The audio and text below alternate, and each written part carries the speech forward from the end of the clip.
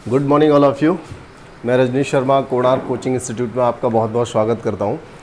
यहाँ देखिए हम नंबर सिस्टम काफ़ी टाइम से पढ़ रहे हैं। नंबर सिस्टम एक ऐसा चैप्टर था जो काफ़ी टाइम ले गया। कई दिन हो गए इसकी क्लासेस बनते बनते, और अभी भी इसमें विविध टाइप के जो प्रश्न हैं अभी बचे हुए हैं, और अभी भी मतलब एक ये क्लास और एक और अगली क्लास तक जाने की संभावना है। तो बहुत सारे प्रश्न होते हैं इसमें, लेकिन इतना इम्पोर्टेंट चैप्टर होता है कि इसमें से 2 से 3 प्रश्न, कितना भी छोटा एग्ज़ाम क्यों ना हो, 2 से 3 प्रश्न बड़े आराम से मिलते हैं। इससे ज़्यादा भी 5-5, 6 प्रश्न भी यहाँ से मिल जाते हैं। तो काफ़ी अच्छा चैप्टर है, बहुत सारे क्वेश्चंस भी यहाँ से मिलते रहते हैं। तो इस वजह से इसकी इतनी सारी क्लासेस भी हुई हैं। उम्मीद है आप सभी लोगों को ये सारी क्लासेस बहुत अच्छी लग रही होंगी, और अगर क्लासेस ठीक लगती हैं तो थोड़ा सा इनको शेयर वेयर भी कर दिया करो। अगर आप शेयर करते रहेंगे तो थोड़ी पब्लिसिटी बढ़ेगी, तो और भी मज़ा आएगा पढ़ाने में, थोड़ा ठीक लगेगा।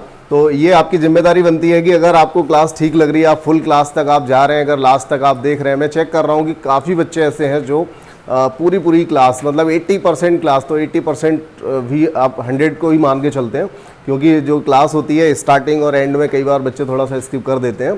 तो ऐसी कंडीशन में मानता हूँ कि बहुत अच्छा, जो मैं एवरेज चेक कर रहा हूँ, तो बेहतर तरीके से आप लोग देख रहे हैं, अच्छे से पढ़ाई कर रहे हैं।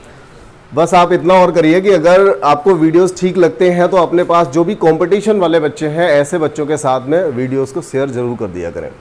ठीक है, तो हम देखिए यहाँ पर स्टार्ट करने वाले हैं। आज का जो पहला प्रश्न है, देखिए इससे पिछली जितनी भी क्लासेस हैं सभी की प्लेलिस्ट बना दी गई है, और वो प्लेलिस्ट आपको टाइम से मिल रही होगी। और वीडियोस भी मॉर्निंग में सुबह मतलब जो 6 बजे का टाइम रहता है, मॉर्निंग में 6 बजे ऑटोमेटिक आपको मिल ही जाती है। ठीक है, तो 6 बजे का एक राइट टाइम हो चुका है, एक फिक्स टाइम हो गया है, जिस टाइम पे पिछले 2-3 दिन से वीडियो आपको टाइम से मिलने लगी है। यहाँ देखिए हमारा जो पहला प्रश्न है, अब देखिए जो प्रश्न आ रहे हैं यहाँ पर वो किसी एक कैटेगरी के नहीं है। तो यहाँ अब जो प्रश्न आए हुए हैं, ज़रा इनको ठीक से समझना पड़ेगा आपको। और ज़रूरी नहीं था कि मैं ये प्रश्न यहाँ रखता। मैं ये प्रश्न, अगला एक चैप्टर आएगा, संख्याओं से संबंधित एक चैप्टर आता है, संख्या प्रॉब्लम या नंबर प्रॉब्लम जिसको कहते हैं। तो अगर हम चाहते तो उसमें भी इनको रख सकते थे।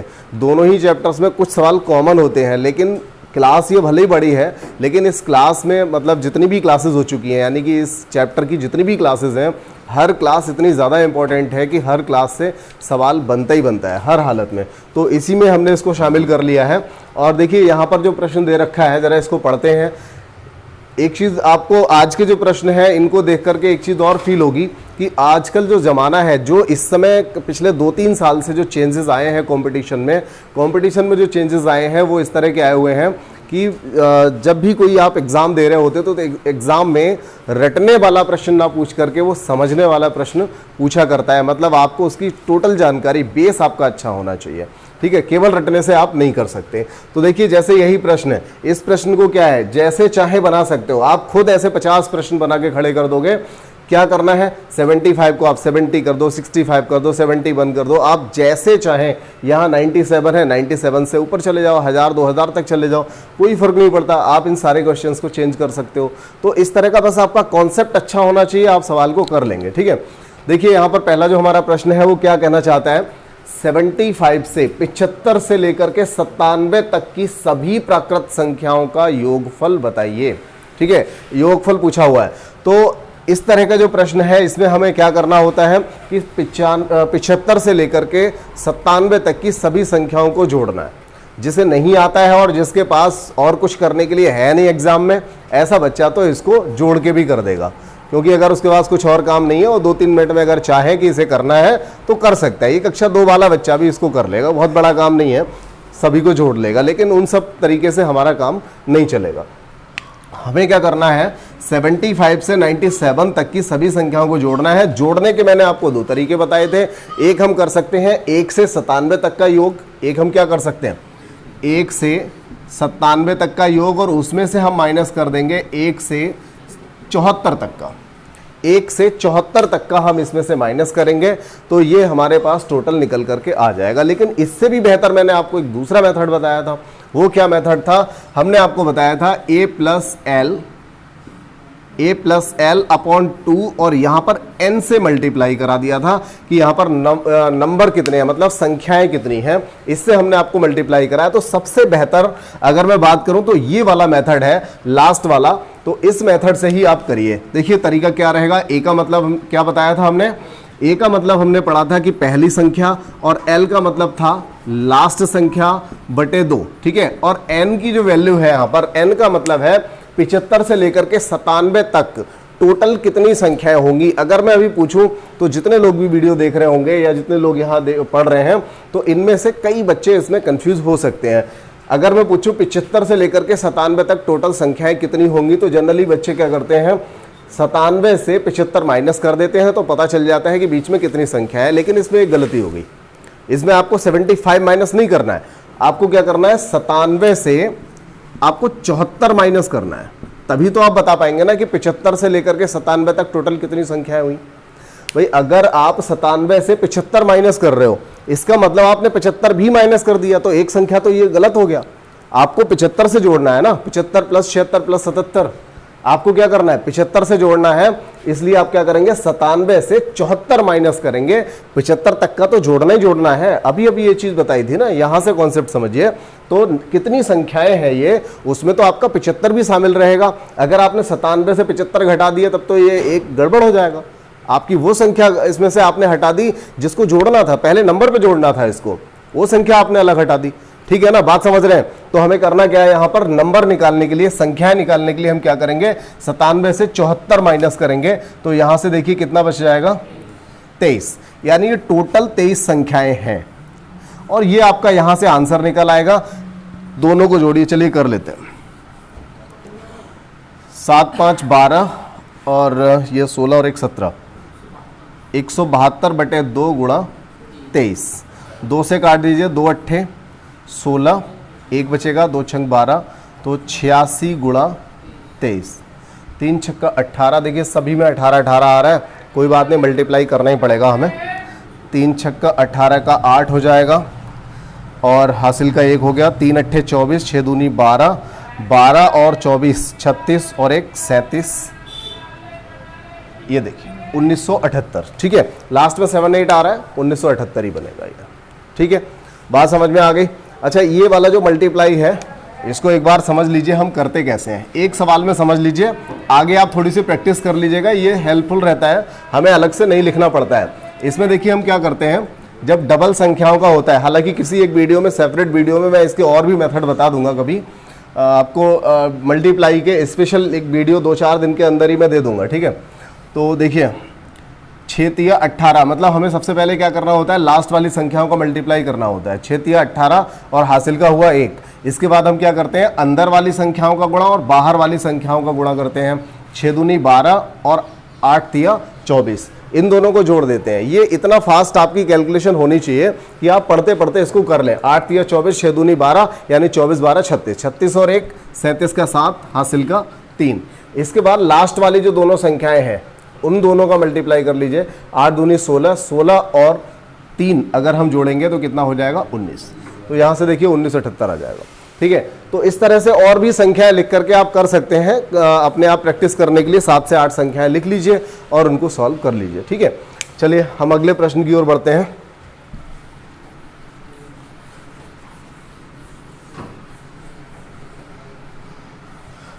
देखिए अगला प्रश्न क्या है, किसी संख्या का 1/5। अब देखिए एसएससी सीजीएल, ये प्रश्न बहुत ही सिंपल सा है।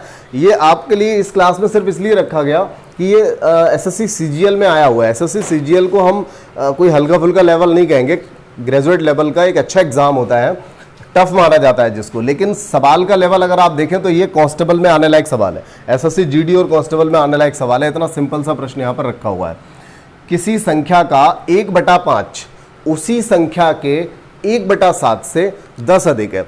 कई बार जिन लोगों को समझ में नहीं आता है, जिनको मैथमेटिक्स से थोड़ी दुश्मनी रही है, ऐसे बच्चे तो इस तरह के सवाल में सोचते करूं तो करूं क्या है इसमें, लेकिन वास्तव में इन सवालों में कुछ होता ही नहीं है। क्यों नहीं होता, बस आप 2-4 सवाल कर लीजिए फिर समझ में आ जाएगा। देखिए फिलहाल इस एक सवाल से हम समझ लेते हैं। किसी संख्या का 1/5, तो देखिए जो लैंग्वेज में बोल रहा हूं उसके हिसाब से, किसी संख्या का की जगह मल्टीप्लाई 1/5। अगर मैंने इसको x/5 लिखा तो बात तो एक ही थी। तो किसी संख्या का 1/5 उसी संख्या के 1/7 से 10 अधिक है, मतलब ये अधिक है या फिर ये अधिक है। किसी संख्या का 1/5 उसी संख्या के 1/7 से 10 अधिक है। देखो भैया, कोई भी है, देखो इस तरह के सवाल में ज्यादा टेंशन मत लो, कम हो या अधिक हो, आप तो बस ये करो दोनों का अंतर बराबर 10। ज्यादा से ज्यादा क्या होगा, आंसर आपका माइनस में आ जाएगा, लेकिन आंसर तो आएगा। तो ये ज्यादा सोचने का विषय नहीं है कि इसमें से कौन सा बड़ा है। हालांकि हम जानते हैं जो संख्या बटे में छोटी होती है वो वास्तव में बड़ी होती है, ठीक है। जैसे 1/2 और 1/4, इन दोनों में बड़ा हमेशा क्या होता है, 1/2, ये आधा है, ये चौथाई है। तो जो संख्या बटे में छोटी होती है, अब यहाँ पर कंफ्यूजन ये हो जाता है 1/5 ना होकर के 3/5 होता है, इधर 4/7, तो समझ ही नहीं पाते आखिरकार ये बड़ी इसमें है कौन सी, छोटी कौन सी है। तो हमें ज़्यादा टेंशन लेने की ज़रूरत नहीं है। इस तरह के सवाल में हम क्या करेंगे, हमें तो ये पता है कि भले ही ये वाली बड़ी हो या ये बड़ी हो, लेकिन दोनों का अंतर तो 10 ही है, दोनों का अंतर तो 10 है, चाहे ये बड़ा हो या वो बड़ा हो, लेकिन दोनों का डिफरेंस क्या है, तो दोनों का डिफरेंस बराबर हम यहाँ 10 लगा देंगे, हमारा आंसर निकल आएगा। भले ही आंसर माइनस में आए या प्लस में आए, तो हमें कोई टेंशन इसमें लेने की जरूरत नहीं है, हम इस तरह से सवाल को कर सकते हैं, ठीक है। बात क्लियर हो रही है। किसी संख्या का 1/5 उसी संख्या के 1/10 से कितना अधिक है, 10। वो अगर कम भी कहता तब भी हम यही काम करते हैं, ठीक है। आंसर माइनस या प्लस में आ सकता है, लेकिन आंसर सेम आएगा, ठीक है। तो हम और कुछ काम नहीं करेंगे। अब देखिए 7, 5 दोनों का एलसीएम ले लेंगे, कितना आ जाएगा, 7 पंजे 35, ठीक है। ऊपर 7x - 5x बराबर 10। यहाँ देखिए 2x बचेगा, तो 2x बराबर 10 × 35। अब ये जो 2 था, इस 2 से इसको काट लीजिए, तो x बराबर 35 पंजे 175। 35 का पहाड़ा याद है, नहीं याद है, कोई बात नहीं। अच्छा, ये 35 पंजे 175, ये कितने लोग यहाँ पे ऐसे हैं जिनको डायरेक्ट समझ जाते हैं ऐसी चीज़ें, 1-2 लोग हैं जिनको नहीं आ रहा है। तो देखो, जब भी किसी संख्या का हमें पंजे करना होता है, ठीक है, हमें क्या करना है, 35 पंजे। जब भी किसी संख्या का 5 गुना करना होता है, तो इसमें हमें क्या करना होता है, एक जीरो बढ़ाओ और आधा कर दो। मतलब किसी संख्या का हमें 5 गुना करना है, तो हम क्या करेंगे, 10 से गुणा करके आधा कर देंगे, तो रह तो 5 ही गुना गया।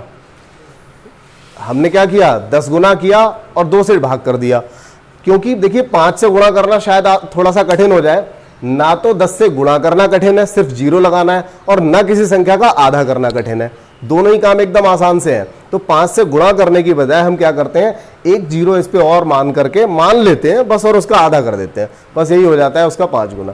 तो इस तरह से कैलकुलेशन में हम इन चीज़ों को, छोटी छोटी चीज़ें होती हैं, हालांकि जिन बच्चों को आता है बहुत अच्छे से, उन्हें लगता है ये कौन सी नई बात बता दी मास्टर साहब ने, लेकिन जिन्हें नहीं आता है उनसे पूछिए, तो उनके लिए ये काफ़ी ज़रूरी होता है, वो लोग कैलकुलेशन में ही पीछे रह जाते हैं। अगला सवाल देख लीजिए। देखिए अगला जो सवाल है, ये भी एकदम ऐसा सवाल है कि जो मन में आया एग्जामिनर को उसने बना के तैयार कर दिया, कुछ भी नहीं सवाल में। कह रहा है 100 और 1000 के बीच किसी संख्या, अब देखिए 100 और 1000 के बीच कह रहा है, मतलब 900 संख्याएं हो गई इस बीच में। कह रहा है 100 और 1000 के बीच किसी संख्या के अंकों का योग, अब पता नहीं कौन सी वाली संख्या, उस संख्या के अंकों का योग करेंगे और उसी संख्या में से घटाएंगे, तो कह रहा है इनका जो अंतर आएगा वो सदैव किससे घटेगा। अब क्या करें इसमें, तो देखिए ऐसे सवाल जब आ जाए ना, तो ये सवाल एग्जामिनर जितना आसानी से बना देता है उतनी आसानी से हम इसे कर सकते हैं। आपके मन में आता है भाई हम 100 और 1000 के बीच में 101 लेंगे, नहीं किसी का मन आ रहा है नहीं हम तो 999 ले लेंगे, क्योंकि बीच कह रहा है, इधर शुरुआत हो गई इधर लास्ट। कोई कह रहा नहीं हम सीधे सीधे 500 लेंगे, नहीं मानने वाले कुछ और। एक कह रहा नहीं मैं तो 200 लूँगा। आपकी जो मर्जी हो वो आंसर ले लो, आप जो मर्जी हो वो ले लो, आपका आंसर तो निकल ही आएगा। कैसे करना है, क्या बोला उन्होंने। अब एक बात तो पक्की है कि 100 और 1000 के बीच है ये सारी की सारी संख्या। आप 4 तरह के बच्चे बैठे हो, आप 4 तरह के आपने आंसर ले लिए, आपकी मर्जी है ना, मैं तो 00 वाला लूंगा, मैं तो सबसे लास्ट वाला लूंगा, मैं शुरुआत वाला लूंगा, ठीक है। कोई कह रहा नहीं मैं तो 111 ही लेके देखूंगा, ले लो, कोई फर्क नहीं पड़ता। आप जो चाहे वो संख्या ले लीजिए। फिर उसने आगे क्या बोला है, इनके अंकों का योग, इनके अंकों का योग 10, इनके अंकों का योग 27, इनके अंकों का योग 3, इसके अंकों का योग 5 और इसके अंकों का योग 2। अगर इसको घटा दिया जाए 99, यहाँ देखिए अगर घटाएंगे तो ये हो जाएगा 972, इसे घटाएंगे तो 495, 198 और ये 108।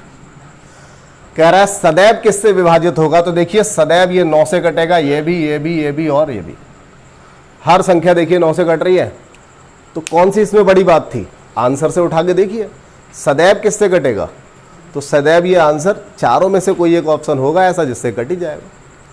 क्लियर हो गई बात केशव, समझ में आ गया। मतलब हमें क्या करना था, 100 और 1000 के बीच किसी भी संख्या को ले लेना था। मैंने आपको 5-5 संख्या लेके दिखा दी, किसी संख्या को जो आपकी मर्जी हो संख्या ले लीजिए। फिर वो कह रहा है उसके अंकों का जो योग आ रहा है 1 0 और 1 योग कितना हो गया 2, इसका योग कितना हुआ 9 दूनी 18 9 3 27 हो गया, इसका योग कितना हुआ 5 ही रहेगा, इसका 1 1 1 3 हो गया। तो इसका जो योग है अगर उसको हम संख्या में से घटा देते हैं, संख्या में से जब घटा देते हैं तो अंतर सदैव विभाजित किससे होगा, वो हमने देख लिया। डिफरेंस करने के बाद हमारा जो आंसर सभी के जो आ रहे हैं वो किससे कट रहे हैं 9 से। तो आपको ना ये 5-6 आंसर नहीं लेने, आप 2 आंसर लेके देख लो, सबसे बेहतर। आप यहां पर क्या करेंगे, 2 आंसर लेके देख लेंगे, ठीक है, बात आ गई समझ में। अब देखिए एक चीज और, थोड़ा सा इन क्लासेस में कई बार ये मैंने देखा है, बच्चे जो होते हैं ना वो पढ़ने वाले जो होते हैं उनको चाहिए होता है एकदम सटीक सा।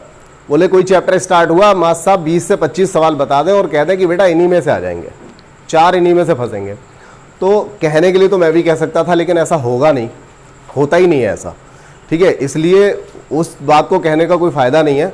तो अगर आपको वास्तव में किसी चीज़ को पढ़ना है तो आप इस हिसाब से पढ़िए जैसे मैं पढ़ा रहा हूँ। बस हाँ एक चीज़ आप कह सकते हैं कि सर इसमें ऐसे तो टाइम ज़्यादा लगेगा, थोड़ा सा हम ये कर सकते हैं कि स्पीड को स्पीड ज़्यादा कर दें, एक दिन में क्लास बड़ी ले लो या एक दिन में 2 क्लास ले लो, लेकिन तरीका सिर्फ यही है, तरीका यही है, क्योंकि आपको नंबर ऑफ़ क्वेश्चंस ज़्यादा करने पड़ेंगे। आपको इस तरह के बड़े बड़े चैप्टर्स में 100 तक जाना पड़ेगा। 100 तक नहीं जाएंगे, 20-20 25-25 सवाल अगर मैं पढ़ा दूँ तो वो आपकी पढ़ाई अच्छे से नहीं हो पाएगी। हाँ ये पक्का है, अभी तक 8 क्लास हो चुकी हैं, ये 9वीं है और 1 क्लास और बनेगी, 10 क्लासेस रहेंगी। 10 क्लासेस में आप ये मान के चलिए कि नंबर सिस्टम का हम लगभग 100% कवर कर चुके होंगे, ठीक है, लगभग 100%। फिर बहुत सारे क्वेश्चन देखिए, नए बनने के लिए तो नंबर सिस्टम ऐसा है कि मैं 2 महीने पढ़ा दूँ।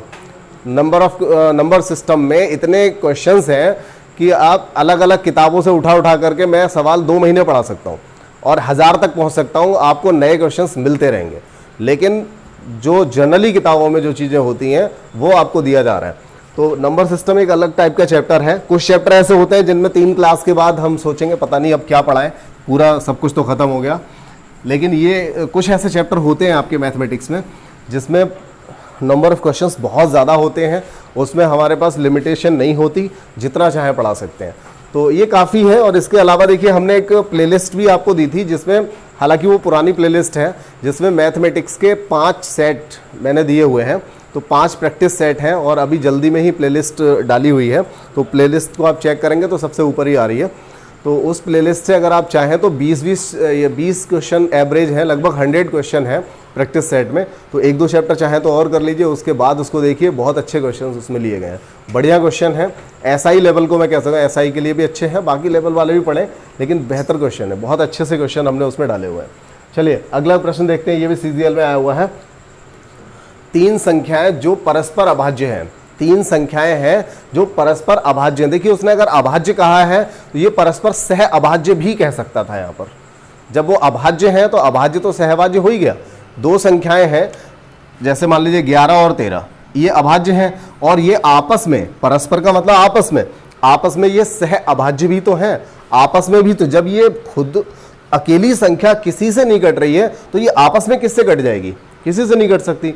तो ऐसा भी हो जाएगा, आप कुछ संख्याओं को आप जो संख्याएं अभाज्य हैं आप उन्हें सह अभाज्य भी कह सकते हो। लेकिन अगर मैं बात 18 और 25 की करूं तो ये संख्याएं दोनों की दोनों संख्याएं जो हैं ये कैसी हैं, सह अभाज्य, परस्पर सह अभाज्य, परस्पर अभाज्य हैं, लेकिन अलग अलग ये दोनों अभाज्य संख्याएं नहीं है। अगर परस्पर की बात कर दी जाए तो इसका मतलब ये आपस में न कटने वाले की बात कर रहा है। तो ये संख्याएं सह अभाज्य हैं, परस्पर अभाज्य हैं, लेकिन आप कहो कि ये क्या ये 18 अभाज्य है, तो ऐसा बिल्कुल भी नहीं है, आपस में ये किसी से नहीं कटने वाली। ठीक है, चलिए हम प्रश्न पे आते हैं। क्या पूछा है प्रश्न में? पूछा गया है 3 संख्याएं जो परस्पर अभाज्य हैं इस प्रकार है कि पहली 2 का गुणनफल 551 है और अंतिम 2 का गुणनफल 1073 है, तीनों संख्याओं का योगफल कितना होगा। सीजीएल में आया हुआ है, एकदम हल्का क्वेश्चन नहीं है, अच्छा है, समझना पड़ेगा उसको। ठीक है, देखिए अगर हम संख्या XYZ मान लें तो XYZ अगर मानेंगे, तीन संख्याएं हैं, अभाज्य हैं, तो पहली दो का गुणनफल कितना दिया है 551, और आखिरी दो यानी कि YZ, पहली दो XY हो गई, आखिरी वाली YZ हो गई, इन दोनों का योगफल कितना दिया है, सॉरी गुणनफल कितना दिया है 1073। अगर हम देखें तो एक बात हमें समझ में आ रही होगी, देखिए अगर आपको लगता है कि आप इसे कर लेंगे तो वीडियो को रोक करके आप थोड़ा कोशिश करके देख लीजिए, हो सकता है आप कर पाए उसको, लेकिन सवाल बहुत ही अच्छा है, मैं फिलहाल बता दे रहा हूं इसको। अब आप सोचो कि यहां से हम y की वैल्यू निकाल लें, तो यहां से डायरेक्ट आप y की वैल्यू किसी तरीके से नहीं निकाल सकते, किसी तरीके से, क्योंकि दूसरी की इक्वेशन आपके पास है ही नहीं, तो यहां से आप y की वैल्यू नहीं निकाल सकते। ऐसी कंडीशन में सिर्फ इतनी सोच जो बच्चे रखते हैं, ऐसे बच्चे ऐसे सवाल को छोड़ आएंगे। लेकिन आपको यहां पर क्या समझना है, अगर उसने पहले ही परस्पर अभाज्य दे रखा था, ठीक है, लेकिन इन दोनों में एक संख्या तो है जो कॉमन है, अगर हम इसका फैक्टर करेंगे और इसका फैक्टर करेंगे तो एक संख्या ऐसी होगी जो इन दोनों में कॉमन निकल करके आएगी, क्योंकि x बाई बाई जेड यानी दोनों में बाई तो शामिल है, तो वो संख्या कौन सी है। और ऐसी संख्या निकालने के लिए हमें नंबर सिस्टम से थोड़ा सा ऊपर हटके हमें लासा मासा की तरफ जाना पड़ेगा। मासा क्या होता है, बहुत ही अच्छा सवाल है। मासा क्या होता है, मासा एक वो संख्या होती है, देखिए जैसे मैं एक एग्जांपल के साथ बता दूं, 6 है एक संख्या हमारे पास और एक संख्या है 9। अगर मैं कहूं कि इसका गुणनफल 2 3 है तो इसका भी तो 3 3 है, यानी इन दोनों ही संख्याओं में कोई एक चीज तो कॉमन है, इन दोनों में कोई एक चीज तो है जो कॉमन है। तो इन दोनों का अगर हम मासा निकालें तो कितना आएगा 3, यानी कि इन दोनों को काटने वाली एक संख्या तो कोई जरूर होगी, तो वो संख्या अगर हम निकाल लें तो वो हमारा आंसर क्या हो जाएगा, मतलब 22 निकल करके आ जाएगा। और जब 22 निकल आएगा फिर तो हम x y z जो भी चाहेंगे निकाल सकते हैं। ठीक है, तो बात आ गई समझ में। तो ऐसी कंडीशन में हमें इन दोनों संख्याओं का मासा निकालना पड़ेगा। समझ लीजिए, सवाल थोड़ा बड़ा जरूर लग सकता है, लेकिन भाई साहब बहुत ही अच्छा सवाल है। मासा निकालने का क्या मेथड होता है, हम यहाँ पर भाग विधि से निकाल रहे हैं। हालांकि जब ये चैप्टर पढ़ाया जाएगा तो हम मासा को भी, मतलब जब मासा पढ़ाया जाएगा तो मासा लासा सबको डिटेल में पढ़ा देंगे। फिलहाल देख लीजिए यहाँ पर 551 का 2 गुना जाएगा नहीं, 1 जाएगा, तो 551 एकम 551 आगे से ही जाएगा 551। ठीक है, तो देखिए 3 से 1 गया तो 2 बचेगा, यहाँ पर 2 बचेगा, और यहाँ बचा 9, 9 से 5 गया तो 9 नहीं, पूरा 10 ही है, 522। अब इसके बाद क्या करते हैं, जो 522 आया, इस 522 से पिछली जो संख्या थी, मतलब पिछला जो भाजक था, उस भाजक को भाग लगाते हैं। तो 19, ये जो 522 जो आ रहा है, जो सवाल उन्होंने बनाया बहुत ही अच्छा है। देखिए 522 से 522 एकम 522, तो यहाँ से देखिए कितना बचने वाला है, यहाँ से बचेगा 9, मतलब 11 से 2 गया, 9 बचा, यहाँ रह गया 2 और बस बराबर 29। तो अब देखिए एक 29 संख्या आ गई। अब 29 से आप क्या करेंगे, 29 से आप किसको काटेंगे, पिछले वाले भाजक को। तो पिछला जो भाजक है 29 से काटिए, उम्मीद है ये कट जाएगा, 29 से कट जाएगा। 29 एकम 29 दूनी तो जाएगा नहीं, 29 एकम 29 रहेगा, और यहाँ से बचेगा,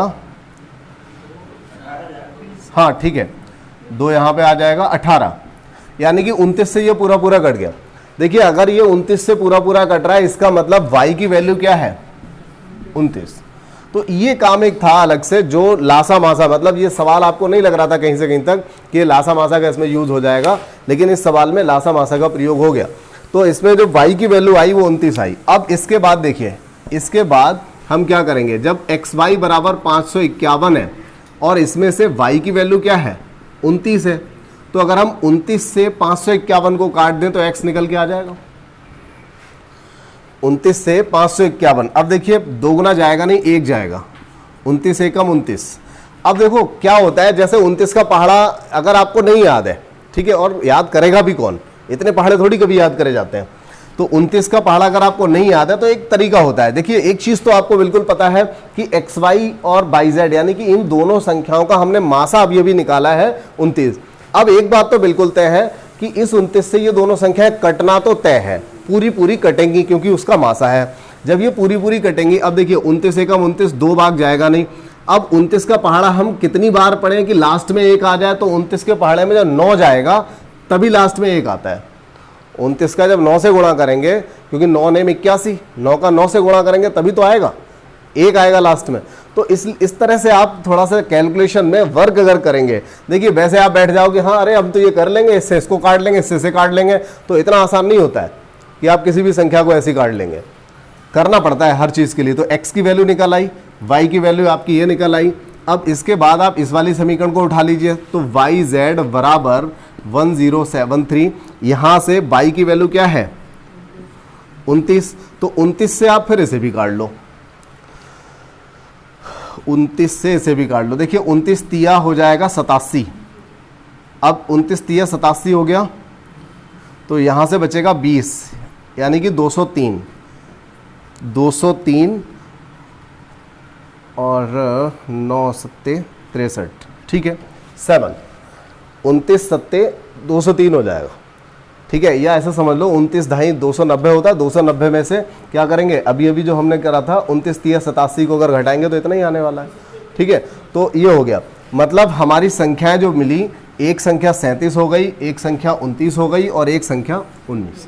अब कह रहा है कि इन तीनों का योगफल बता दो, तो जरा जोड़ दीजिए इनको, इन दोनों सभी का योगफल कर लीजिए, 9 7 कितना आ रहा है 85, ठीक है ये हुआ। अब देखिए सवाल ये बड़ा लग रहा होगा क्योंकि है वास्तव में, क्योंकि हर स्टेप हमें करनी पड़ रही है इसमें। एक बार समझ लीजिए सवाल में हमने क्या करा था, तीन संख्याएं हैं परस्पर अभाज्य हैं, तीनों संख्याओं में से पहली वाली दो का गुणनफल दे रखा है, अंतिम वाली दो का गुणनफल दे रखा है, कह रहा है कि तीनों संख्याओं का योगफल कितना होगा ये बता दीजिए, तीनों संख्याओं का योगफल कितना होगा ये बता दीजिए। अब क्या करना है हमें, एक्स वाई हमने लिखा, वाई जेड लिखा, दोनों में वाई कॉमन आ रहा था, वाई को कैसे निकालें, तो वाई को हमने क्या कहा कि इन दोनों का मासा निकाल दिया, मासा निकालने का ये मेथड हो गया। तो मासा जब हमने निकाला, मासा निकालने के बाद में क्या हुआ 29 आया। अब जब मासा 29 आया, अब हमें पता है कि इसमें भी 29 शामिल है, इसमें भी 29 शामिल है, तो 29 से अगर हम इस संख्या को काटेंगे तो x की वैल्यू आ जाएगी, 29 से अगर इसे काटेंगे तो z की वैल्यू आ जाएगी, ठीक है। वो काम हमने यहाँ पर कर दिया, तीनों संख्याएं अलग अलग निकल आई, इनको जोड़ दिया, 85 आपका आंसर हो गया, ठीक है। तो ये एक ऐसा सवाल बीच में डाल दिया था, बड़ा सा तो है थोड़ा, लेकिन अच्छा सवाल है, मतलब अच्छे लेवल के लिए, जैसे SI हो गया, CGL हो गया, +2 हो गया, तो इस तरह के लेवल के लिए बहुत अच्छा है, बढ़िया सवाल है। ऐसे भी 4-6 सवाल जरूर रखे रहते हैं जिनमें टाइम थोड़ा लगता ही लगता है, ऐसा नहीं हो सकता कि आप इसको भी हवा में कर दो, ऐसा नहीं हो सकता। चलिए अगला सवाल क्या है, एक संख्या को 5 से गुणा करके, एक संख्या को 5 से गुणा करके, चलिए कर लेते हैं, किसी संख्या को कह रहा है 5 से गुणा करके और जो गुणनफल आए, अच्छा उस संख्या को गुणनफल के साथ जोड़ा जाए। एक संख्या को 5 से गुणा करके गुणनफल के साथ हमने क्या किया, जोड़ दिया। अब कह रहा है जो योगफल आया है उस योगफल को 5 से भाग लगा दो, तो योगफल के लिए हमने 5 से भाग भी लगा दिया। अब जो भागफल आया है उसमें से मूल संख्या को भाई अब घटा दीजिए, तो बताओ शेषफल क्या मिलेगा, ये पूछ रहा है। तो देखिए कर लेते हैं इसको, ऊपर से क्या बनेगा ये 6x, ठीक है, नहीं ये 6x बचेगा ना, ये तो बटे 5 माइनस x, हाँ ठीक है। अब देखिए 5 एकम 5, तो 6x में से अगर 5x जाएगा तो क्या बचेगा, तो संख्या आ जाएगी ना। एक बार चेक कर लें क्या सही लिखा है, एक संख्या को 5 से गुणा करके गुणनफल के साथ जोड़ा जाए, ठीक है, 5 से गुणा किया और गुणनफल के साथ हमने उसको जोड़ दिया, फिर जो योगफल आया उसको 5 से भाग लगा दिया और जो भागफल आया उसमें से मूल संख्या को घटा दिया जाता है, तो शेषफल इसमें क्या रहेगा ये पूछा जा रहा है। तो इसमें संख्या निकल के आ रही है, ये हो गया 6x/5, 5 एकम 5x हो जाएगा, 6x से 5x गया तो केवल x बचेगा बटे 5, ये आ रहा है x बटे 5। नहीं x की वैल्यू तो हम लगा ही नहीं सकते, आंसर ही हमारा x बटे 5 आना चाहिए। ऐसे अगर हम मान लीजिए इसको चेक करें, सपोज़ कीजिए 10 संख्या हम लेकर के चले, ठीक है, समझ लो वैसे आंसर तो x बटे 5 ही रहेगा, या वो उसे ये पूछना चाहिए कि वो संख्या कितनी रह जाएगी तो खुद की 1 बटे 5 रह जाएगी, ये आंसर होना चाहिए। जैसे हम 10 आंसर लेके चलते हैं तो 10 आंसर लेके चले, हमने क्या किया इसका 5 गुना और उसी में फिर उसी संख्या को जोड़ भी दिया, तो ये कितना हो गया 60, और इस 60 को 5 से भाग लगा दिया तो कितना रह गया 12। अब 12 में से अगर उसी संख्या को हम घटा दें, किसको 10 को, तो क्या बचेगा 2, पहले से 5वां हिस्सा ही तो बच रहा है। तो आंसर यहाँ पे लगता है मुझे ये होना चाहिए था, मतलब कुछ ना कुछ गलत छपा है, या तो सवाल में कुछ और पूछा होगा और या फिर शायद आंसर वो ठीक से नहीं लिखे हुए हैं। ठीक है, फिलहाल ये बनेगा। बात आई समझ में? जो बात वो कह रहा है हम वही काम तो कर रहे हैं। संख्या का 5 गुना करना है, उसमें संख्या को जोड़ना है, जो भी आए उसको 5 से भाग लगाना है, और जो फाइनली भागफल आएगा उसमें से उस संख्या को घटा देना है। तो इस तरह से x/5 ही आंसर आएगा। तो आंसर इसमें x/5 होना चाहिए। यहाँ पर ई ऑप्शन आप बना सकते हो। ठीक है, चलिए और अगला।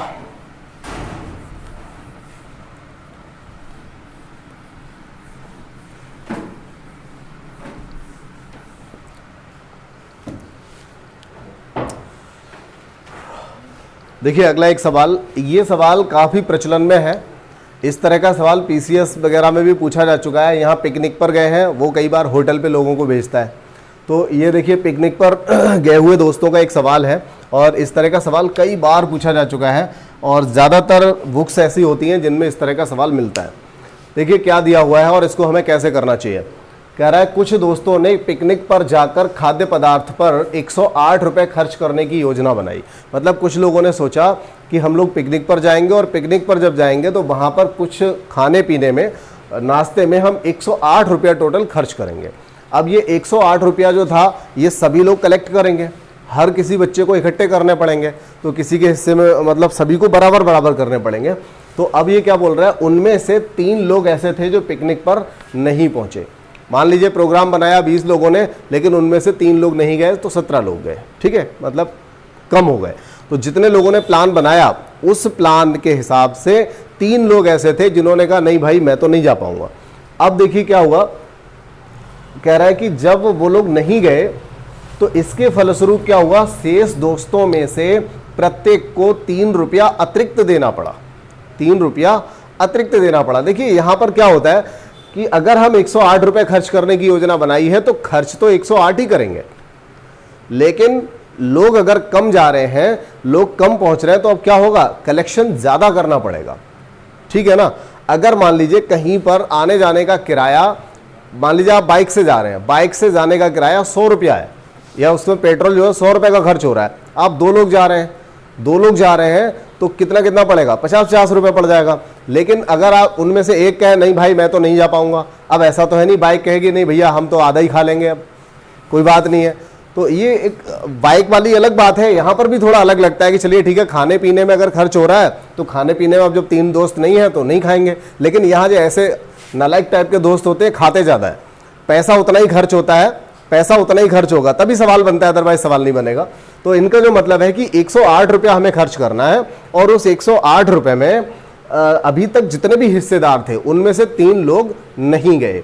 अब जब 3 लोग नहीं जाएंगे, लोग कम जाएंगे, और पैसा हमें उतना ही खर्च करना है, तो होगा क्या, थोड़ा ज़्यादा पैसा देना पड़ेगा। तो वो कह रहा है कि इस वजह से क्या होता है, हर किसी को 3 रुपया एक्स्ट्रा देने पड़ जाते हैं। ठीक है, तो कह रहा बताइए पिकनिक पर जाने वाले दोस्तों की संख्या क्या थी, या फिर पिकनिक का प्रोग्राम बनाने वाले बच्चों की संख्या क्या थी। दोनों तरह से कुछ भी पूछ सकता है।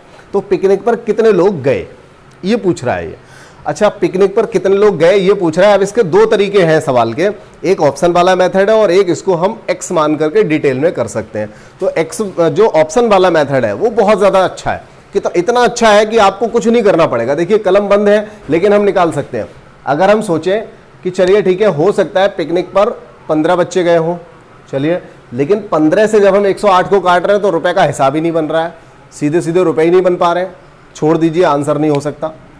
अगर हम 6 से काट रहे हैं कि 6 लोग मान लीजिए पिकनिक पर गए, तो 6 से काट रहे हैं तो कितना हो जाएगा, 18 छक्का 108, यानी हर बच्चे ने कितने रुपए दिए होंगे, 18। चलिए ठीक है, इतनी बात तो हजम हो गई कि 6 लोग गए होंगे, 108 रुपए खर्च हुए होंगे, तो 18 रुपए दिए होंगे। लेकिन अगर लेकिन जाने वाले कितने थे, जाने वाले कितने थे, 3 और ज्यादा जाने वाले थे ना। 3 लोग नहीं गए तो 6 गए। हमें यही तो मानना पड़ेगा कि अगर 6 लोग पिकनिक पर गए तो ये कितने गए, 3 और जाने वाले थे। इसका मतलब 9 जाने वाले थे। चलिए अगर 9 जाते तो कितना खर्च होता, तो 12 निम्मा 108 तब खर्च होता 12 रुपया। तो अभी इससे पहले 18 रुपया खर्च हो रहा था, लेकिन अब ये कह रहा है 12 रुपया, तो अंतर तो 6 रुपये का आ गया, जबकि अंतर क्या आना चाहिए, 3 रुपये का अंतर होना चाहिए। तो आंसर ये भी नहीं हुआ। इसके बाद 12 पे आ जाओ, तो 12 और या फिर 15 आप कह सकते हो, या तो 12 गए 15 जाने वाले थे, लेकिन वही बात फिर से आ जाएगी, 15 से हम इस आंसर को काट भी नहीं पाएंगे इस रुपए को, तो आंसर ये भी नहीं हो सकता। तो आंसर कौन सा होगा, 9 वाला। तो हम इसको ऐसे चेक करेंगे कि 9 लोग गए लेकिन जाने वाले कितने थे, 12। जब 9 लोग गए तो 12 निम्मा 108, इन्होंने 12 रुपया पर हेड जमा किया होगा। लेकिन जब ये 12 जाने वाले थे तो 12 निम्मा 108, उस समय इन पे 9 रुपया जाता, लेकिन 3 लोगों के ना जाने की वजह से 3 रुपया एक्स्ट्रा हो गया। क्लियर। तो ये तो एक ऑप्शन वाला मेथड हुआ जो अच्छा है, बिल्कुल बेहतर ऑप्शन है, मतलब तरीका रहेगा आपके ऐसे सवालों के लिए। हमें सिर्फ ये देखना है कि कितने लोग गए। उसने पूछा है जाने वालों की संख्या बताइए। अब कितने लोग गए, 9 लोग गए, लेकिन जाने वाले थे कितने, 3 ज़्यादा जाने वाले थे ना, तो 12 जाने वाले थे। अब देखो अगर 9 लोग जाएंगे तो 108 रुपये में कितने कितने पड़ेंगे, 12 रुपये। और अगर 12 लोग गए होते तो कितने कितने पड़ते, 9 रुपये जमा करते।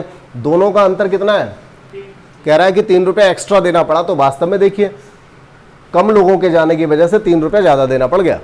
ठीक है, ये हुआ। अगर इसको हम लिख के करते तो कैसे करते, मान लीजिए हम ये मान लेंगे कि जाने वालों की जो संख्या थी वो x थी, तो अगर 108 रुपया खर्च करना था जिसमें x लोग गए थे और 108 रुपया खर्च करना था, तो हर एक पे कितने पड़े, 108 बटे x। जैसे हम इधर निकाल रहे हैं कि 9 लोग गए, इसका मतलब हर किसी ने कितने दिए, 12 रुपये दिए। ऐसे यहाँ पर हमने इसको x के पदों में रख दिया, x की वैल्यू में रख दिया यहाँ पर। लेकिन वो बोल रहा है कि भाई जाने वाले थे कितने, वास्तव में 3 लोग और भी जाने वाले थे। उस समय 108 रुपये, खर्चा तो 108 ही होना था, तो इन दोनों का डिफरेंस 3 रुपया आता है। अब ये मान के चलिए इसमें और इसमें जमीन आसमान का अंतर हो गया। यहाँ आप द्विघात समीकरण से गुजरेंगे, और मैंने आपको एक क्लास में और भी बोला था और आगे भी यही बोलूँगा कि जहाँ जहाँ द्विघात समीकरण आ जाए वहाँ हमारे पास एक ऑप्शन होता है कि ऑप्शन से हम कर सकते हैं। हमारे पास एक दूसरा तरीका होता है कि हम उसे ऑप्शन से कर सकते हैं। तो ये तो द्विघात समीकरण से पहले हम इसे सॉल्व नहीं कर सकते, इसलिए बेहतर होगा कि हम क्या करें, सिर्फ इसी ऑप्शन के साथ रहें, इसी मेथड के साथ रहें। क्लियर हो गई बात, ठीक है। तो ये तरीका इसका ज़्यादा अच्छा होता है जिसमें हम इसे ऑप्शन से कर सकते हैं। चलिए और आगे बढ़ते हैं।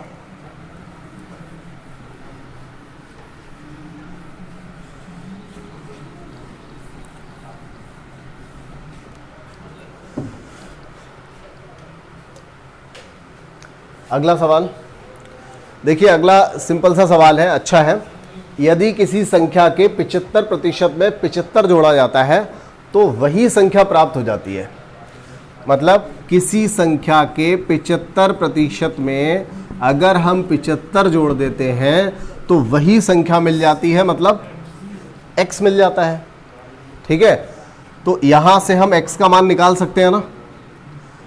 क्या करेंगे, 75 को यहीं रहने दो, x और ये 75/100, ये 25 तिया 25 चौका कितना हो जाएगा, 3x बटे 4 हो जाएगा। तो इस 3x बटे 4 को हम इधर ले चलें तो ये क्या बनेगा, 75 बराबर 4 एकम 4, 4 से 3 गया, x बटे 4। तो यहाँ से x बराबर हो जाएगा 75 चौका कितना हो जाएगा, 300। अब देखिए क्या इसका दूसरा कोई मेथड है, क्या इसका कोई दूसरा मेथड होगा। एक तो ऑप्शन से कर सकते हैं हम, 300 वाला आंसर लें तो इस 300 के 75% को निकालें और उसे 75 में जोड़ें तो देखेंगे फिर से 300 आ जाएगा। लेकिन एक मेथड और भी है, वो क्या है, एक मेथड और है जिसमें हम कुछ भी नहीं करेंगे डायरेक्ट आंसर आएगा।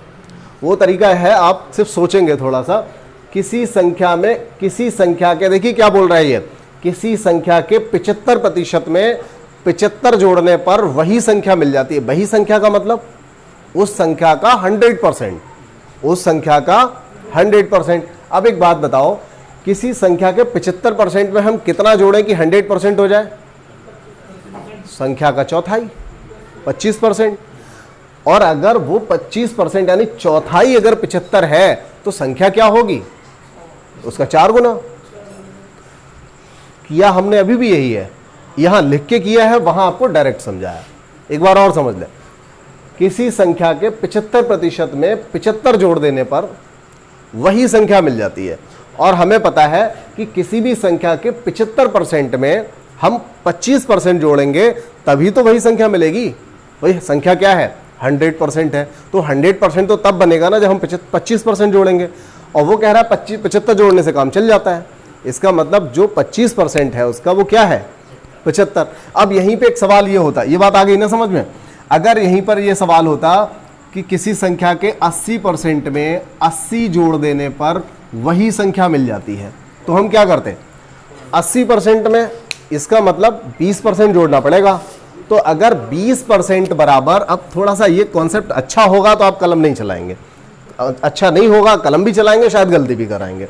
तो 20% जोड़ेंगे आप, और 20% क्या होता है? किसी संख्या का 1/5। 20% क्या होता है भाई? देखिए 20% यही तो हो गया ना 20%। 20% मतलब 1/5।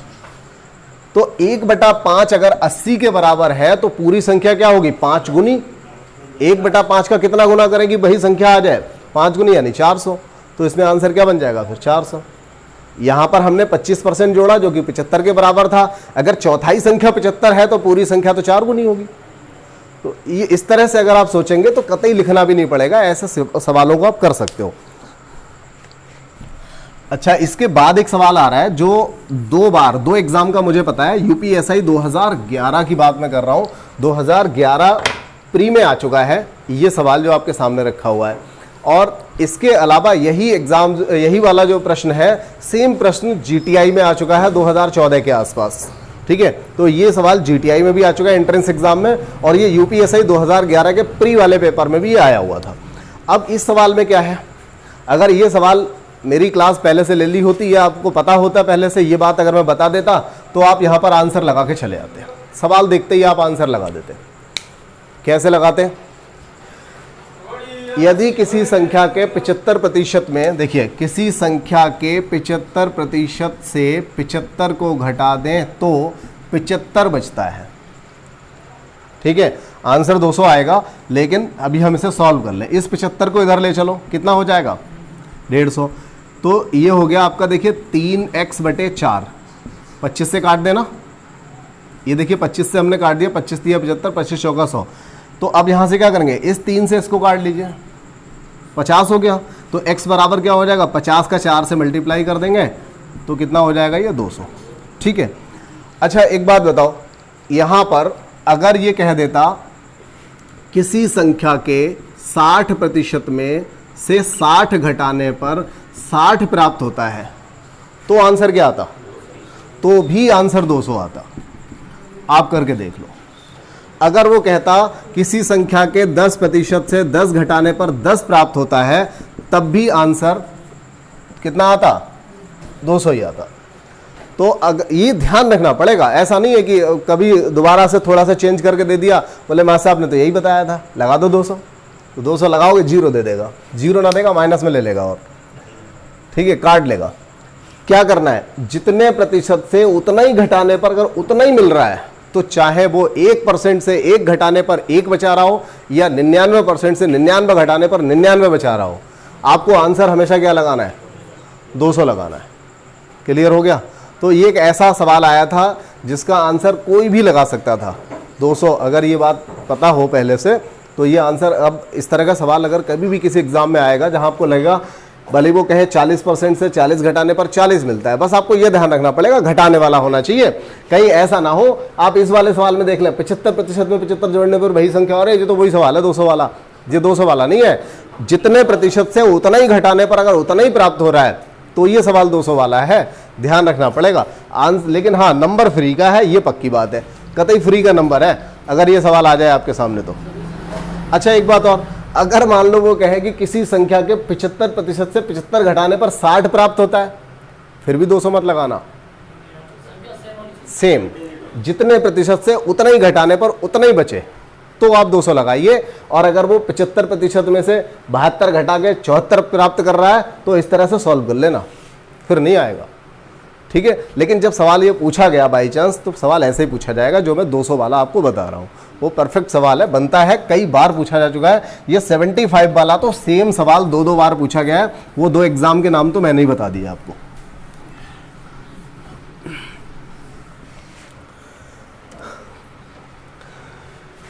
किसी संख्या में 36 से भाग देने पर शेष 31 बचता है, तो 12 से भाग देने पर क्या शेष बचेगा? इधर ठीक चल रहा है ना? इसमें एक आध बार इस पे ध्यान दे लिया करो, ठीक है। किसी संख्या में 36 से भाग देने पर शेष 31 बचता है। बहुत ही सिंपल सा सवाल है, दो सवाल शायद हैं इस तरह के, इनको पहले देख लें। किसी संख्या में 36 से भाग देने पर शेष 31 बचता है, तो 12 से भाग देने पर क्या शेष बचेगा? तो ऐसे सवाल में बिल्कुल ठीक है, सही आंसर आया। ऐसे सवाल में हमें क्या करना होता है, जो नए बच्चे हैं वो समझ लें, जब हम 36 से भाग दे रहे हैं और शेष कितना आ रहा है 31, तो कह रहा है 12 से भाग दें तो कितना शेष आएगा? तो 12 से आप इस शेषफल को भाग लगा दो, 12 दूनी 24, क्या बचेगा? 7। क्या हमेशा ऐसा होगा? हमेशा होगा। कंडीशन ऐसी होनी चाहिए, अगर यहाँ 36 है तो 36 से छोटा होना चाहिए, 36 को काटने वाला आंसर होना चाहिए यहाँ पर।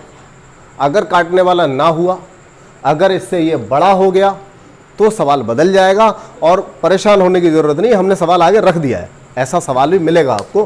पहले सवाल ये वाला समझ लो, जो इसके बाद है, पहले जरा इसको समझ लो। अब देखिए क्या है, सेम सवाल है यहाँ पर भी, कह रहा है किसी संख्या को 72 से भाग देने पर 51 बचता है, तो उसी संख्या में 18 से भाग दें तो क्या बचेगा? अब तक तो ये सेम सवाल है, क्या करना है हमें? 18 से 51 में भाग लगाना है, यही काम तो करना है। क्या बताया था अभी? अगर 72 से भाग देने पर शेष इतना बच रहा है, उसी संख्या को कह रहा है जिस संख्या के बारे में हमें पता भी नहीं है, तो कह रहा है 18 से भाग दें तो क्या बचेगा? क्या करें? उस 18 से इसके शेषफल में भाग लगा दो, हमारा काम चल जाएगा। यही तो करना था। तो 18 दूनी 36, कितना बचेगा? 15। ये देखिए 15 आंसर हो गया। अच्छा, और अगला सवाल देख लें। क्या सवाल थोड़ा सा बदल के भी आएगा? ये देखिए सवाल थोड़ा सा बदल गया, समझना पड़ेगा। बहुत ही सिंपल सवाल है, आपकी किताबों में सेम सवाल मिल जाएगा, ये ऐसे उठा रखा है मैंने।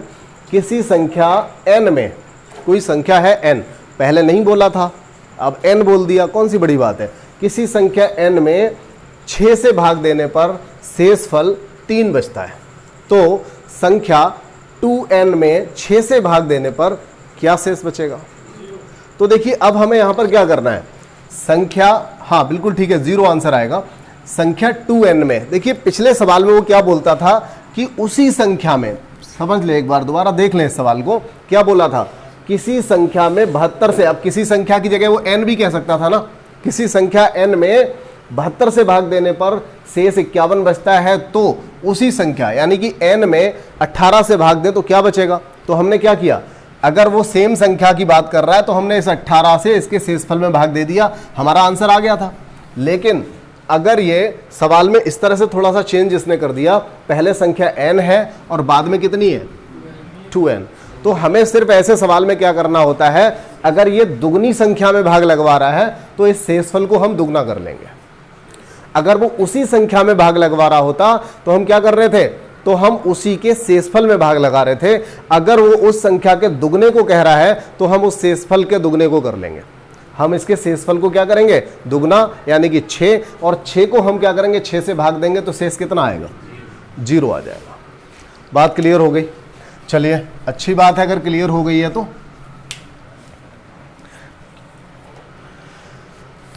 अब देखिए ये वाली बात हो गई, अगर वो दुगना ना कह के 4 गुना कह रहा होता तो हम शेषफल को 4 गुना कर लेते। अगर वो ये कह रहा होता संख्या n में भाग देने पर इतना शेष बचता है, अगर संख्या n स्क्वायर में भाग दें तो कितना बचेगा, तो हम क्या करते, उस शेषफल का ही स्क्वायर कर देते। मतलब अगर वो सेम संख्या में भाग दिलवा रहा है तो हम उसके शेषफल में भाग लगाएंगे। वो संख्या का दुगना कर रहा है, हम शेष का दुगना करके भाग लगाएंगे। वो संख्या का 6 गुना कर रहा है, हम शेषफल का 6 गुना कर लेंगे। वो संख्या की पावर 4 कर रहा है, हम उसके शेषफल की पावर 4 कर लेंगे। बात आ गई समझ में? जो कुछ भी वो संख्या पे अप्लाई कराएगा हम उसके शेषफल पे अप्लाई कर देंगे। क्लियर? ठीक है। चलिए, अब जो आगे सवाल आया आपके सामने, ये सवाल देखिए थोड़ा सा चेंज है। क्या बोल रहा है किसी संख्या में 6 से भाग देने पर शेषफल 2 बचता है, तो उसी संख्या में अगर 12 से भाग दें तो शेषफल क्या बचेगा। कई लोगों को लग रहा होगा ये तो सेम सवाल है, इसमें कौन सी नई बात है, लेकिन ये सेम नहीं है। पहले ये 6 से भाग दे रहा था, पिछले सवालों में हमेशा बाद में छोटी संख्या से भाग दे रहा था, लेकिन यहां पर बाद में ये बड़ी संख्या से भाग लगा रहा है। तो जब भी ऐसी सिचुएशन आएगी, एक बात ये जो मैं बोल रहा हूं ना, एक एक शब्द आपके सुनने का है। अगर ऐसी सिचुएशन आती है तो आपको क्या करना है, अगर यहां 6 कह रहा है और यहां दुगना कह रहा है तो 2 शेष आने की संभावना रहेगी, 2 शेष आएंगे, मतलब डबल, 2 नहीं डबल शेष आएंगे। अगर ये 6 का 3 गुना 18 से भाग लगवाता तो 3 शेष आते, अगर ये 6 के 4 गुने 24 से भाग लगवाता तो 4 शेष आना स्टार्ट हो जाते हैं इसमें। अब 4 शेष कैसे आएंगे वो हम यहां पे समझ लेते हैं। देखिए, किसी संख्या को 6 से भाग देने पर 2 शेष बचता है, यही बोला था। ठीक है, समझ लीजिएगा, एकदम डिफरेंट टाइप का क्वेश्चन है। जो लोग पहली बार पढ़ रहे हैं उनको थोड़ा अजीब लग रहा होगा इसमें, लेकिन बहुत ही प्यारा सवाल है। हर किताब में नहीं मिलता ये वाला, हर किताब में ये सवाल नहीं है। किसी संख्या में 6 से भाग देने पर शेषफल कितना आया, 2 आया। कह रहा है अगर उसी संख्या को हम क्या करेंगे, 12 से भाग देंगे तो कितना शेष आएगा। अब देखिए, पहला काम तो हमें ये करना है, यहां पर ना जब 12 से भाग लगाएंगे तो उसी संख्या में कह रहा है 12 से भाग लगाएंगे तो कितना शेष बचेगा। अब देखिए, एक बार हम यहां पर भागफल मानेंगे 1, भागफल कुछ भी हो सकता है, 1 मानेंगे तो क्या बनेगा, देखिए भाजक गुणा भागफल प्लस शेष। ये वाली बात भी समझ लो, एक सवाल आगे आएगा इसमें। सपोज करिए हम 20 को 6 से भाग देते हैं तो 6 तिया 18, शेष कितना आता है, 2। तो इसमें ये तो हो जाता है शेष, ये कॉन्सेप्ट यही समझ लें। इसको हम कहते हैं भागफल, ठीक है, ये कहलाता है भाजक और ये होता है भाज्य। ठीक है, जिसमें भाग लगाया जा रहा है वो भाज्य हो गया, भाग देने वाला भाजक हो गया। जैसे गाड़ी चलाने वाला चालक होता है, ऐसे भाग देने वाला भाजक, लिखने वाला लेखक, ऐसे ही ये भाजक। समझ में आ गया। ये भागफल है, सभी जानते हैं, और शेष तो छोटे छोटे बच्चे भी जानते हैं। अब देखिए रिमाइंडर हो गया, ये सारी चीजें होगी। तो यहां से कंडीशन बनती है, भाज्य बराबर अगर हम निकालने की कोशिश करें तो भाजक गुणा भागफल प्लस शेष, भाजक गुणा भागफल प्लस शेष।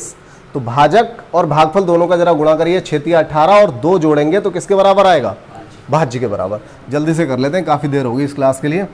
अब देखिए, भाजक गुणा भागफल, तो यहां पर क्या करेंगे हम, भाजक गुणा भागफल प्लस शेष, भाजक गुणा भागफल प्लस शेष कितना हो गया, 8। अब अगर हम, एक तो संभावना 8 हो गई, ध्यान दीजिएगा, एक संभावना 8 हुई कि हमारी यह संख्या क्या हो सकती है, 8 हो सकती है। दूसरी संभावना हो सकता है यहां पर 2 हो सकता है यहां पर 2 हो। आपकी मर्जी करें, नहीं सर जी हम तो 20 मानेंगे, 20 मान लेना, कोई फर्क नहीं पड़ेगा। पहले मेरी बात समझ लो, 6 दूनी 12, 12 और 2, एक बार अगर हम यहाँ 2 मानते हैं तो 6 दूनी 12 और 2 14, 14 हो सकता है 3 मानो आप, 6 तिया 18 और 2 20, आप 4 मान लो, 6 चौक 24 और 2 26। लेकिन आपको एक बात बता दूं, अगर ये इससे दुगना है तो 1 और 2 मान के काम चल जाएगा। अगर 3 गुना है तो 1 2 3 मानना पड़ेगा, 4 गुना है तो 1 2 3 4 मानना पड़ेगा। इसलिए बार बार इसे चेक मत करना, अगर 2 गुना है तो 2 में ही काम चल जाएगा, ये पक्की बात है बिल्कुल, ये कोई डाउट वाली बात नहीं है। तो देखिए, अब इतना हमने किया, तो अब हम अगर 8 में भाग लगाएंगे तो भैया, तो 8 में तो भाग जा ही नहीं रहा है, पूरा शेष ही मान लिया जाएगा। 14 में भाग लगा रहे हैं तो कितना शेष आया, 12 एक कम 12, 2 शेष आया। अब जरा 20 में लगाना, तो 12 एक कम 12 कितना शेष आया, 8। 26 में लगाओ, 12 दूनी 24 कितना शेष आया, 2। आप जितना गुना करते रहिए, 8 2 8 2 8 2 यही शेष आएगा। आपका मन करे 20 लिखेंगे 20 लिख लो, आपका मन करे 225 लिखेंगे 225 लिख लो, शेष तो 2 और 8 के अलावा कुछ आएगा ही नहीं, शेष 2 और 8 के अलावा कुछ नहीं आएगा। इसलिए आपको क्या करना है, ऐसे सवाल में जो बात मैंने बताई, जो कॉन्सेप्ट बताया इस सवाल के लिए बहुत बेहतर था। ठीक है, बहुत बेहतर सवाल था। किसी संख्या में 6 से भाग देने पर, ठीक है, तो अगर ये दुगना हो रहा है तो 2 2 शेष आएंगे, अगर ये 3 गुना हो रहा है तो 3 3 शेष आएंगे। ठीक है, क्लियर हो गई बात। एक सवाल ऐसा हो रहा है, उसे और समझ ले, और ये आखिरी सवाल होगा आज की इस क्लास का। किसी संख्या में 4 से भाग देने पर शेषफल 1 आता है, किसी संख्या में 4 से भाग देने पर शेषफल 1 आता है, उसी संख्या में 12 से भाग देने पर शेषफल क्या आएगा, तो हमें पता है अगर ये इसका 3 गुना है तो आंसर भी 3 आएंगे। और देखिए 3 आंसर दे रखे हैं सवाल बनाते समय। तो अब देखिए यहाँ 1 लिखेंगे, 4 एकम 4 और 1 5, यहाँ 2 लिखेंगे, 4 दूनी 8 और 1 9, यहाँ 3 लिखेंगे, 4 तिया 12 और 1 13। ठीक है, ये 3 लिख लो बस, कोई डाउट वाली बात नहीं है। 5 जब 12 से भाग लगाएंगे पूरा 5 शेष आएगा, 9 में लगाएंगे पूरा 9 शेष आएगा, लेकिन जब 13 में भाग लगाएंगे तो 1 शेष आएगा और आपका यही आंसर हो जाएगा। मुझे नहीं लगता इससे ज़्यादा मुझे और कुछ बताना चाहिए, ये आपका आंसर हो गया। ठीक है, तो 14 प्रश्न पे ही छोड़ देते हैं, हालांकि बहुत सारे सवाल हैं अभी बचे हुए हैं, लेकिन इतनी क्लास को रखते हैं। तो जिन लोगों ने अब तक ये देखा है, लास्ट तक जो आए हैं, वास्तव में मज़ा आया होगा। बीच में जो छोड़ गए छोड़ देने दीजिए, कोई दिक्कत नहीं है। अब तक जिन लोगों ने क्लास को देखा, एक बार अपने साथियों के लिए, जो आपके ग्रुप बने हुए हैं, इस तरह के होंगे जो कंपटीशन वाले बच्चे हैं, तैयारी करने वाले, ऐसे बच्चों में ज़रूर शेयर कर दीजिए। चलिए ठीक है, अगली क्लास में मिलते हैं। धन्यवाद।